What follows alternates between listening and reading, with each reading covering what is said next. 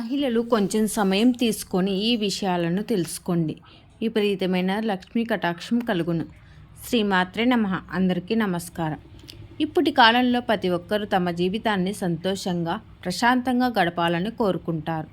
చాలాసార్లు ఎన్ని ప్రయత్నాలు చేసినప్పటికీ జీవితంలో అడ్డంకులు లేదా సమస్యలను ఎదుర్కొంటారు. మీ కష్టాలన్నీ దాటుకొని కుటుంబం మొత్తం సుఖ సంతోషాలతో సిరి సంపదలతో ఉండాలంటే స్త్రీలు ఈ వీడియోలో చెప్పిన నియమాలను పాటించండి చాలు. విపరీతమైన లక్ష్మీ కటాక్షం కలుగుతుంది. అవేంటో ఈ వీడియోలో తెలుసుకుందాం. అంతకంటే ముందు ఈ వీడియోకి లైక్ చేయకపోతే ఒక చిన్న లైక్ చేసి సబ్స్క్రైబ్ చేసుకొని జై దుర్గమ్మ అని కామెంట్ చేయండి. మన పెద్దలు అతిథి దేవో భవ అంటారు. మీ ఇంటికి వచ్చే చుట్టాలను గౌరవించాలి. వారిని అవమానించే విధంగా ఎప్పుడూ ప్రవర్తించకూడదు అని, ఇలా చేస్తే లక్ష్మీదేవి అసంతృప్తికి గురవుతుందని పండితులు చెప్తున్నారు. వారితో చాలా మర్యాదగా ప్రవర్తించాలని మన పెద్దలు చెప్పిన మాట. చాలామంది మహిళలు భర్త బయటికి వెళ్ళాక ఇల్లు ఊడుస్తారు, కానీ ఇలా అస్సలు చేయకూడదు అని వేద పండితులు చెప్తున్నారు. ఒకవేళ స్త్రీలు భర్త బయటికి వెళ్ళిన తర్వాత ఇల్లు ఊడిస్తే మాత్రం మీ భర్త బయటికి వెళ్ళిన పనిలో ఖచ్చితంగా ఆటంకాలు ఎదురవుతాయని పండితులు చెప్తున్నారు. రోజువారీ దినచర్యలో స్త్రీలు ఉదయాన్నే నిద్ర లేవలేక చాలామంది స్త్రీలు ముగ్గును రాత్రిపూట వేస్తారు, కానీ ముగ్గును సాయంత్రం పూట అస్సలు వేయకూడదు. మీ ఇంట్లోకి లక్ష్మీదేవి అడుగు పెట్టాలంటే సూర్యోదయానికి ముందే మీ ఇంటి ముందు శుభ్రం చేసి ముగ్గు వేయాలి. స్త్రీలు దేవునికి పూజ చేస్తూ ఉంటారు. దేవుని పటాలను కనీసం వారంలో ఒక్కరోజైనా తప్పనిసరిగా శుభ్రం చేయాలని పండితులు చెప్తున్నారు. ఇంటికి వచ్చిన సుమంగలికి కుంకుమ బొట్టు పెట్టకుండా పంపకూడదు. చాలామంది మహిళలకు 5వ రోజు స్నానం చేసి పూజ చేయొచ్చా అనే సందేహం ఉంటుంది. స్త్రీలకు ఆ రోజున పూజ చేసే ఓపిక ఉంటే ఇంటిని శుభ్రం చేసి ఇల్లు మొత్తం పసుపు నీటిని చల్లి తలస్నానం చేసి పూజ చేయొచ్చు.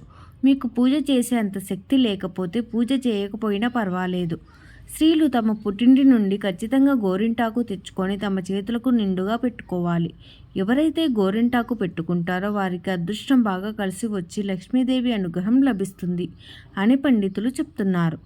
శుక్రవారం రోజున స్త్రీలు పూజ చేసేటప్పుడు మీ పూజ గదిలో ఉన్న అమ్మవారి చిత్రపటం ముందు 2 ఎర్ర గాజులను ఉంచి పూజ చేయండి.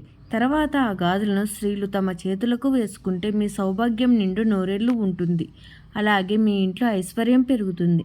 మట్టి గాజులతో ఒక దండలాగా తయారు చేసి మీ పూజ గదిలో ఉన్న అమ్మవారి ఫోటోకి ఆ దండను వేస్తే మీ ఇంటికి చాలా మంచి జరుగుతుంది. మీ ఇంట్లో ఎటువంటి కష్టాలు రాకుండా ఉంటాయి. మరి ముఖ్యంగా ఏదైనా ఒక శుక్రవారం రోజున పుట్టింటి వారు తన కూతురికి ఒక నెమలి పింఛాన్ని కొనించండి. పుట్టింటి వారు ఇలా చేస్తే పుట్టింటి వారికి అలాగే మెట్టినింటి వారికి బాగా డబ్బులు రావడానికి అవకాశం ఉంటుంది. అయితే పెళ్ళైన స్త్రీలు పొరపాటున కూడా కొన్ని రకాల వస్తువులను పుట్టింటి నుంచి తీసుకెళ్ళకూడదు. ఒకవేళ తీసుకెళ్తే మాత్రం మీ పుట్టింటికి భారీ ఆస్తి నష్టం జరుగుతుంది. ఉప్పును లక్ష్మీదేవి స్వరూపంగా పోలుస్తాము కాబట్టి లక్ష్మీదేవి స్వరూపమైన ఉప్పును మాత్రం స్త్రీలు పుట్టింటి నుండి తీసుకెళ్ళకూడదు. పుట్టింటి నుండి ఉప్పును తీసుకొచ్చుకుంటే పుట్టింటి వారికి ఐశ్వర్యం తగ్గిపోతుంది. మీ పుట్టింట్లో ఉన్న లక్ష్మీదేవి వెళ్ళిపోతుంది. అలాగే మనలో చాలామంది స్త్రీలు పుట్టింటి నుండి ఆవకాయ పచ్చళ్ళను తెచ్చుకుంటారు, కానీ పొరపాటున కూడా పుట్టింటి నుండి పచ్చళ్ళను తెచ్చుకోకూడదు. పచ్చళ్ళలో ఉప్పు అలాగే నూనె ఉంటాయి. పుట్టింటి నుండి ఉప్పు తెచ్చుకుంటే పుట్టింటి సంపద తగ్గిపోతుంది. అలాగే నూనె తెచ్చుకుంటే పుట్టింటికి దరిద్రం పడుతుంది. కాబట్టి స్త్రీలు పుట్టింటికి వెళ్ళినప్పుడు పచ్చళ్ళను తెచ్చుకోకూడదు. ఒకవేళ మీ పుట్టింటి నుండి ఈ వస్తువులను తెచ్చుకోవాలంటే మీ అమ్మగారికి ఎంతో కొంత డబ్బును ఇచ్చి వాటిని కొనుక్కొని తీసుకెళ్ళాలి. అంతేకాని ఉచితంగా తీసుకొని వెళ్ళకూడదు. అలాగే తెల్ల నువ్వులు మరియు పల్లీలను అస్సలు తెచ్చుకోకూడదు. గుమ్మడికాయ కూడా తీసుకెళ్ళకూడదు. స్త్రీలు పుట్టింటికి వెళ్ళినప్పుడు అక్కడ భోజనం చేసిన తర్వాతే పుట్టింటి నుండి అడుగు బయట పెట్టాలి. అప్పుడే మీ పుట్టింటి వారికి బాగా కలిసొస్తుంది. అలాగే చాలామంది స్త్రీలు తమ పుట్టింటి నుండి పాలు తెచ్చుకుంటూ ఉంటారు. ఒకవేళ అలా పాలు తీసుకెళ్తే పుట్టింట్లో ఉన్న వారికి అనారోగ్య సమస్యలు ఏర్పడతాయి. అలాగే చాలామంది తల్లిదండ్రులు తమ ఆడపిల్లలకి కిరాణా సరుకులను పంపిస్తూ ఉంటారు. అయితే మీరు పంపించే సరుకులలో చింతపండు అలాగే నూనె ఉంచకూడదు. పుట్టింటి నుండి ఈ 2 వస్తువులను తెచ్చుకుంటే మీ కుటుంబాల మధ్య గొడవలు ఏర్పడతాయి. అలాగే కూరగాయలను మాత్రం పుట్టింటి నుండి అస్సలు తీసుకువెళ్ళకూడదు. ముఖ్యంగా కాకరకాయ అలాగే మెంతుకూరను ఎట్టి పరిస్థితుల్లోనూ తీసుకొని వెళ్ళకూడదు. కుంకుడుకాయలను మరియు కొబ్బరికాయలను తెచ్చుకోకూడదు. అలాగే ఆడపిల్లలు తమ పుట్టింటి నుండి పూజా సామాగ్రి వస్తువులను తీసుకెళ్ళకూడదు. వాస్తు ప్రకారం చీపురుని ఇంటి ఈశాన్య మూలలో ఉంచడం వల్ల మానసిక క్షోభ కలుగుతుంది, డబ్బు నష్టం సంభవిస్తుంది. నైరుతి దిశలో ఉంచితే వ్యాపార పరిస్థితి ప్రభావితం చేస్తుంది, సంబంధాలను దెబ్బతీస్తుంది. అందుకే చీపురును ఉత్తరం పడమర వాయువు దిశలో ఉంచాలి. అలాగే ఎప్పుడు చీపురును నిలబెట్టకూడదు, పడుకోబెట్టి ఉంచాలి. సాధారణంగా మహిళలు గుమ్మం మీద కూర్చొని మాట్లాడడం, తినడం, ఇతర పనులు చేయడం నిషేధం. స్త్రీలు ఈ తప్పులు చేయడం వల్ల తల్లి లక్ష్మీదేవి అనుగ్రహానికి గురవుతుంది. స్త్రీలకు ఈ ఆచారం ఇంటి నాశనానికి దారితీస్తుంది. అందుకే గుమ్మం మీద కూర్చొని ఇలాంటి పనులు చేయకూడదని గ్రంథాలలో ప్రస్తావం ఉంది. హిందూ మతంలో తల్లి అన్నపూర్ణాదేవి వంటగదిలో నివసిస్తుందని నమ్ముతారు. కాబట్టి రాత్రి భోజనం చేసిన వెంటనే కడగని పాత్రలు అలాగే ఉంచకూడదని చెప్తూ ఉంటారు. స్త్రీలు ఇలాంటి తప్పులు చేస్తే ఆ ఇంట్లో వాస్తు దోషాలు ఉంటాయని, ప్రతికూలత పెరుగుతుందని నమ్ముతారు. అలాంటి ఇంట్లో మనం ఎప్పటికీ శాంతి సంతోషాలు పొందలేమని శాస్త్రం చెప్తుంది.